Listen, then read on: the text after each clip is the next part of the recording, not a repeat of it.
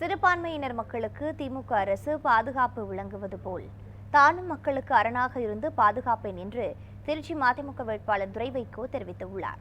திருச்சி தொகுதியில் போட்டியிடும் மதிமுக வேட்பாளர் துரை வைகோவை ஆதரித்து அமைச்சர் KN நேரு வாக்கு சேகரிப்பில் ஈடுபட்டார். திருச்சி மேற்கு சட்டமன்ற தொகுதிக்கு உட்பட்ட கூனி பஜார், மேலப்புத்தூர், ராம்ஜி நகர், பெரிய கொத்தமங்கலம் உள்ளிட்ட பகுதிகளில் தீவிர வாக்கு சேகரிப்பில் ஈடுபட்டார். பரப்புரையில் ஈடுபட்ட அவர்களுக்கு பொதுமக்கள் உற்சாக வரவேற்பு கொடுத்தனர். தொடர்ந்து பரப்புரையில் பேசிய துரை வைகோ, திமுக அரசு மக்களுக்கு பாதுகாப்பாக விளங்குவது போல தானும் அரணாக இருந்து செயல்படுவேன் என்று கூறினார். மேலும் மக்களின் தேவைகளை பூர்த்தி செய்யும் ஊழியனாக பணியாற்றுவேன் என கூறி வாக்கு சேகரிப்பில் ஈடுபட்டார். முதல் வாக்குறுதி, உங்களை போன்ற ஏழை எளிய மக்கள் எளிதில் சந்திக்கக்கூடிய ஒரு எளிமையான ஒரு நாடாளுமன்ற உறுப்பினராக இந்த துரை வைகோ செயல்படுவேன் என்ற வாக்குறுதியை நான் உங்களுக்கு அளிக்கிறேன்.